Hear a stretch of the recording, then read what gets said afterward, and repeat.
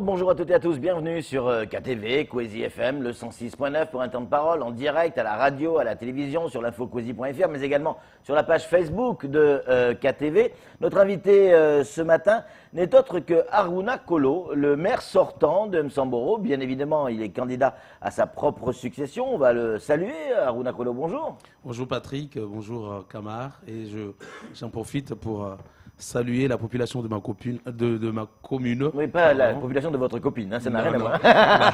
La population de ma commune, voilà. Et la population de l'île de Mayotte, bien évidemment. Bien évidemment. Juste avec une toute petite pointe d'humour, rassurez-nous, vous n'avez pas deux colistiers identiques sur la même liste. Hein.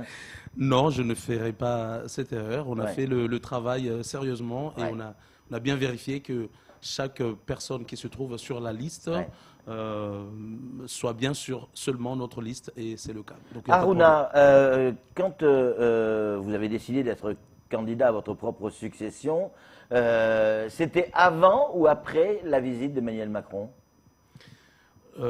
C'était bien avant. Ouais. C'était bien avant que j'ai décidé qu'il fallait se relancer. Mais vous n'étiez pas encore investi à La République En Marche ? Non, je n'étais pas encore investi, mais j'avais déjà l'ambition de me représenter parce que quand on est à la tête d'une collectivité et qu'on vise le développement de son territoire, il faut aller loin. Et donc on sait que les projets connaissent beaucoup de difficultés à se réaliser. Et ça, ce n'est pas que dans la commune de Msamboro, mais c'est dans toutes les collectivités. Et c'est des projets qui sont importants. Il va falloir les continuer. Et en un mandat, on ne peut pas tout faire. Bien sûr. Vous êtes le plus fier de quoi dans votre mandat ? Qu'est-ce qui, le matin, quand vous vous réveillez, vous dites, voilà, j'ai fait ça. Le ça, c'est quoi ? Mais vous savez, Patrick, dans les années passées, les élus avaient des projets sur, surtout, c'était des RHI, c'était des caniveaux, c'était des escaliers. C'est vrai. C'était il y a 20 ans. Aujourd'hui, voilà, des plateaux sportifs. Aujourd'hui, nous sommes quand même en 2020. Il va falloir mettre en place des projets d'envergure. Donc, je suis fier et nous sommes fiers dans notre équipe municipale d'avoir mené des grands projets qui sont ficelés aujourd'hui, et bientôt on passera à la réalisation. Lesquels, par exemple ? Par exemple, je parle du gymnase qui va être mis en place à Amjago, qui est un gymnase de la commune, le stade synthétique du village de Mtsahara, qui est un stade de la commune de Msamboro, la crèche municipale. Il y a des candidats qui disent quand on arrive là, on va terminer la crèche, mais la crèche est presque terminée. On a attribué la DSP à l'association qui va avoir la responsabilité de gérer cette structure qui est tant attendue par la population.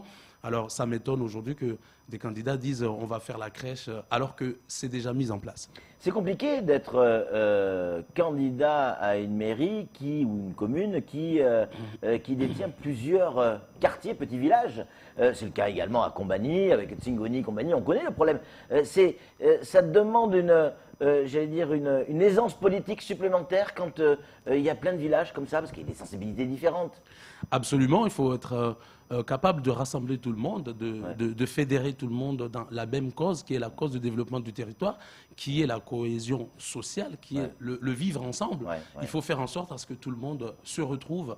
Et c'est pas simple, mais c'est passionnant. Mais on a dépassé le stade qui était connu à une époque. Hein. Un jour c'est tel village, la fois d'après ça doit être tel village, où on est encore là-dedans. Vous savez, Patrick, des candidats me reprochent aujourd'hui de me représenter. Mais soyons sérieux. Si on veut vraiment développer le territoire, il faut viser la continuité. On ne peut pas s'amuser à dire hier c'était le tour de tel village, aujourd'hui il faut que ça soit le tour de tel village. Nous ne sommes pas aux Comores. Il va falloir avancer et viser le développement du territoire. Il n'y a pas de tournante, il n'y a jamais eu de tournante. D'ailleurs, la commune de Msamboro a été, comme beaucoup d'autres communes, a été créée en 1977. Demandez combien de fois on a fait une tournante là-bas. Non, il n'y a jamais eu de tournante. Ce sont des candidats qui se sont représentés avec des accords par-ci, par-là. Mais Aujourd'hui, je dis, soyons sérieux, il faut continuer le développement du territoire et ce n'est pas en coupant l'élan pris par l'équipe municipale qu'on va pouvoir avancer. Nous avons beaucoup de dossiers que nous maîtrisons très bien aujourd'hui. Il faut que la population nous permette d'avancer et de développer les projets que nous avons mis en place. Certains de vos concurrents, comme notamment celui d'hier, vous reprochent d'être responsable de l'état de la commune en termes de saleté, la dengue, bientôt ça va être le choléra, la peste, vous êtes responsable de tout. Non, plaisanterie à part, notamment certains disent que cette commune est sale et vous en êtes le responsable. Qu'est-ce que vous voulez leur dire aujourd'hui? Alors, quelle commune de Mayotte ne connaît pas les problèmes d'insalubrité? Donc, les municipalités le pic de la dengue est quand même à Samboro. Hein. Oui, il y a beaucoup. Il y a des moustiques, des larves dans les endroits. Il y a beaucoup de cas de dengue. Nous savons tous qu'il y a un problème de ramassage de déchets et il y a un planning qui est sorti par le CIDVAM. Il faut respecter ce planning et des fois, il y a du retard par rapport au ramassage des déchets. Nous savons tous que le personnel qui est chargé de nettoyer les villages du service technique donc de la mairie n'est pas au complet parce que voilà, il y a un problème d'effectifs. La commune ne peut pas s'amuser à recruter des gens comme ça. Il va falloir quand même trouver des solutions alternatives et c'est ce que nous avons mis en place. On a essayé et on essaye encore de trouver des solutions pour pouvoir ramasser les déchets quand le CIDVAM n'arrive pas à le faire. Et vous savez que de 2014 à 2016-2017, il y a eu beaucoup d'emplois aidés. On a recruté beaucoup de gens en emploi aidé qui avaient aidé la commune à nettoyer les villages et que c'était pas aussi sale. Aujourd'hui, nous menons le combat avec le peu de moyens que nous avons et nous allons proposer un travail d'une autre façon avec des associations qui ont des objectifs environnementaux de la commune qui vont devoir accompagner la municipalité à nettoyer les quartiers de chaque village via les subventions que nous allons mettre en place une fois on vote le budget. Justement, on parle de déchets, il y a encore beaucoup de carcasses qui traînent du côté de Msamboro, de carcasses de voitures, hein, les fameux VHU, véhicules hors d'usage. Et là, il y a un véritable plan Marshall qui s'est lancé sur Msamboro, avec, je crois, plus de 60 véhicules enlevés. Tout le monde est mobilisé, la DEAL, les associations, la commune. C'est un vrai plan d'urgence. Oui, les élus ont été sensibles à la situation. L'État aussi, la DEAL et donc l'ARS, le ministère de l'écologie et des transports a mis en place ce plan de collecte de véhicules hors d'usage. Aujourd'hui, nous travaillons avec l'association Ameda. Il y a des garages agréés ici à Mayotte qui nous accompagnent. Ça a été autorisé par le procureur de la République. C'est une procédure accélérée de ramassage de véhicules hors d'usage.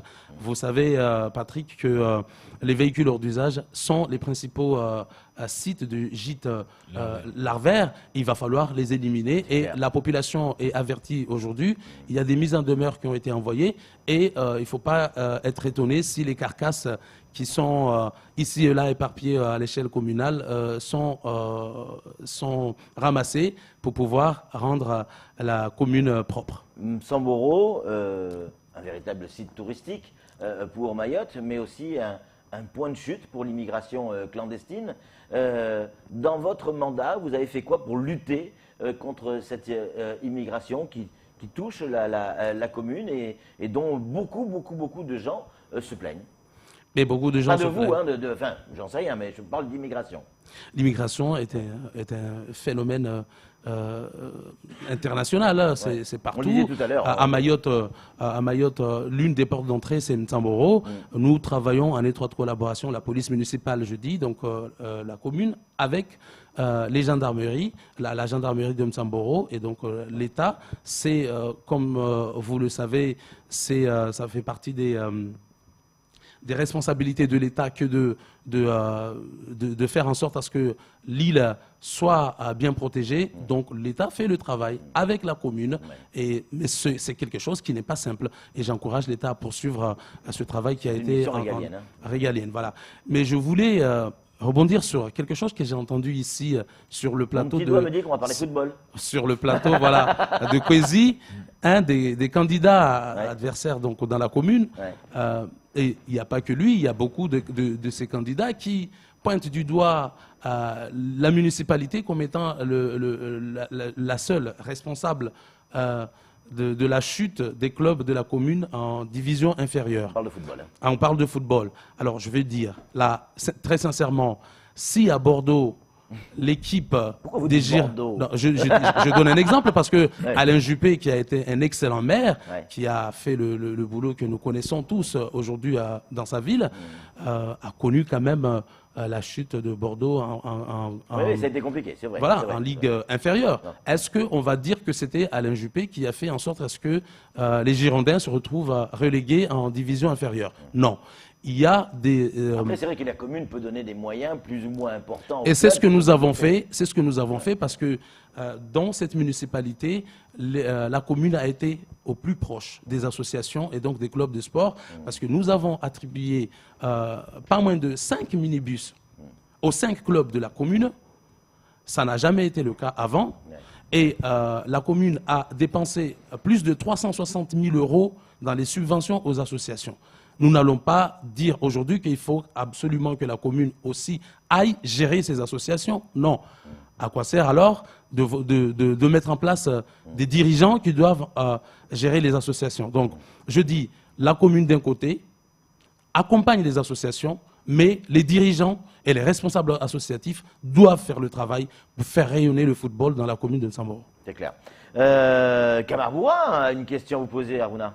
Deux choses. C'est vrai que Aruna, beaucoup sont ceux qui critiquent votre bilan et qui disent que c'est pas un bilan, mais que vous êtes chouchouté par le gouvernement. Et en même temps, hier, c'est vrai, quand on entend un peu les uns et les autres, notamment Patrick parlait de tourisme, beaucoup nous disent Samboro avec ses îlots magnifiques, les gens viennent, mais ça ne profite pas aux jeunes de Mzamboro, c'est-à-dire les jeunes de Mzamboro, ce tourisme ne profite pas. On vient, on fait un volet, on s'en va. Mais il n'y a pas de jeunes qui travaillent. Vous, qu'est-ce que vous avez envie de leur dire? Et encore une deuxième chose, est-ce que comme dans les autres communes, vu que vous défendez votre bilan, est-ce que vous avez encore vos mains droites sont toujours avec vous ou vous ont quitté, comme par exemple ce qui se passe à Mamoudzou, où la majorité s'est vue exploser, tout le monde a abandonné le maire actuel. Est-ce que vous avez gardé votre équipe ou tout le monde vous a abandonné? Alors la première chose, c'est que l'équipe municipale que j'ai l'honneur de conduire jusqu'à maintenant, la majorité de cette équipe est en place avec moi aujourd'hui. Vous pouvez vérifier, je peux vous envoyer la liste des gens qui sont avec vous, quoi. Voilà, qui sont avec moi, et vous allez voir que la majorité de l'équipe municipale est avec moi. Et c'est donc vous êtes déjà dans la continuité, y compris sur la liste. On est dans la continuité, y compris sur la liste, comme vous le dites, Patrick. Donc il n'y a pas de problème là-dessus. Alors concernant l'aménagement des plages, concernant l'économie, l'emploi des jeunes, vous savez, nous avons mis en place 2 grands projets. Le premier projet, c'est l'aménagement du site de Jiva. Ce n'est pas un rêve et ce n'est pas, on ne dit pas on va mettre en place, on va penser à un projet. Non, les études sont faites, nous attendons juste les subventions. On va aménager ce site de Jiva pour mettre en place des kiosques et animer cet emplacement. Ça va favoriser à aider la jeunesse à avoir des activités. Nous allons aussi créer un centre nautique sur ce même site de Jiva avec la mise en place de la piscine lagunaire et donc ça va aider. Il y a un jeune aujourd'hui qu'on connaît, Maoré Jet, qui évolue sur la petite terre, mais je vais vous le dire là aujourd'hui parce qu'il y en a qui polémiquent sur son emplacement en petite terre plutôt qu'en Mzamboro. Ce jeune est passé me voir en premier lieu pour me dire il faut que je l'aide pour qu'il s'installe à Dzaoudi, l'abattoir. Donc je lui ai dit, pourquoi tu ne t'installes pas dans ta commune en premier? Il a dit non, c'est stratégique, il faut que je m'installe bien là-bas, ça va m'aider à m'avancer dans mon projet et une fois que je serai bien lancé, je viendrai m'installer dans la commune. Et maintenant, j'attends à ce que ce jeune vienne s'installer dans la commune. C'est l'ambition que nous avons d'être aux côtés de la jeunesse de ma commune et de la jeunesse de l'île. Qu'est-ce que vous avez envie de dire aujourd'hui aux habitants de Msamboro qui vous écoutent, qui vous regardent ou qui vous surfent sur Internet? Qu'est-ce que vous avez envie de leur dire, notamment à ceux qui disent ça y est, vous avez fait 5 ans, maintenant il faut manger, vous avez mangé, il faut laisser la place aux autres? Le temps a changé, Patrick. Nous devons revoir les choses d'une autre façon. Dans plusieurs mandatures, on a arrêté les mandats. En fait, on a arrêté l'élan pris par les équipes municipales. Aujourd'hui, je demande à la population de favoriser, de donner la chance à la continuité et de voir quels sont les changements qui vont s'opérer dans la commune. On a mis en place des projets d'envergure, donner la chance à cette équipe de réaliser ces projets et nous allons voir que la commune de Msamboro va atteindre ce développement que nous espérons tous depuis très longtemps. Je félicite quand même les maires passés parce qu'ils ont fait un travail formidable. C'est de commencer le développement de la commune, mais que malheureusement ces maires n'ont jamais été propulsés, n'ont jamais été encouragés dans la continuité. Je demande à ce que pour la première fois, il y ait cette continuité dans la commune de Msamboro pour pouvoir développer ce territoire. Honnêtement, Aruna, c'est une question que je me pose depuis pas mal de temps. Je me dis le jour où je l'aurai en plateau, je lui poserai la question. Qu'est-ce que ça vous a apporté d'avoir été investi par le parti présidentiel, Emmanuel Macron, donc le LRM? Qu'est-ce que ça vous a apporté? Est-ce que ça a apporté des moyens financiers, des promesses, des aides? Quel a été l'avantage de cette investiture? Parce qu'à la base, vous êtes MDM. Absolument. Ouais. Et vous êtes toujours MDM? Je suis MDM à l'échelle locale, ouais. Mais j'ai la chance de travailler en collaboration avec le gouvernement. Ouais. Comme Hassan Abdallah, en fait. Hein. Comme Hassan Abdallah, qui est le président du MDM. Hop là. En fait, alors, je ne sais pas s'il est toujours président, mais il le dit en tout cas qu'il est président du MDM. En tout cas, il continue à appeler les gens à aller soutenir les meetings des candidats qu'il avait investis. Ouais. Mais monsieur le sénateur Hassan Abdallah, ouais. quand il est à Paris, il est LRM. Ouais. C'est exactement ce que j'ai fait que ça a été un en choisissant. Ça vous a apporté quoi? C'est un soutien de poids. C'est un soutien de poids que d'être. C'est financier? Non, c'est pas forcément financier. Pas forcément, c'est un peu financier quand même. Non, pas trop. Alors, non, je dirais pas que c'est financier. Moralement, c'est bien d'être soutenu par le chef de l'État et par le parti du chef de l'État. Ouais. Mais aussi, c'est aussi un clin d'œil à la commune, en disant à la commune, attention, nous travaillons avec votre maire et nous allons l'accompagner à la réalisation des projets.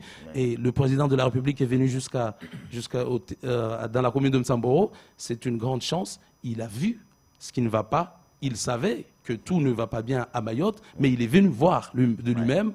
Et je pense que c'est une chance pour notre commune. On attend à ce que l'équipe revienne aux responsabilités pour pouvoir réaliser les projets qui ont été mis en place. Aruna, ouais, c'est fini, vite, très vite, allez-y. Vas-y, je t'écoute. On sait que vous avez, dans la commune, il y a 8 listes, Aruna. Ça ne va pas être facile, même si aujourd'hui vous défendez très bien votre bilan.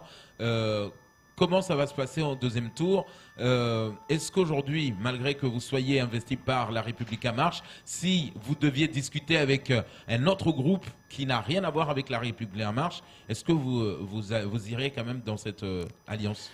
Il faut aller discuter avec les candidats. Mais derrière les candidats, il y a des électeurs. Donc, on discute avec les candidats, mais il faut respecter les électeurs. Ce sont les électeurs qui décident et j'irai à la recherche de chaque électeur de ma commune pour demander à ces électeurs de donner la chance à la continuité et développer le territoire de la commune de Msamboro. Merci 1000 fois Aruna Kolo. On rappelle, vous êtes le maire sortant investi par La République En Marche. On vous souhaite plein de courage et bonne chance, comme on le souhaite à tous les candidats de Msamboro. Et je sais qu'il y en a, hein. Il y a 8 listes, je crois. Hein. Oui, il y a 8 listes. Bon courage à tout le monde. Allez, c'est tout pour ce temps de parole. Tout de suite, la suite de nos programmes. Merci.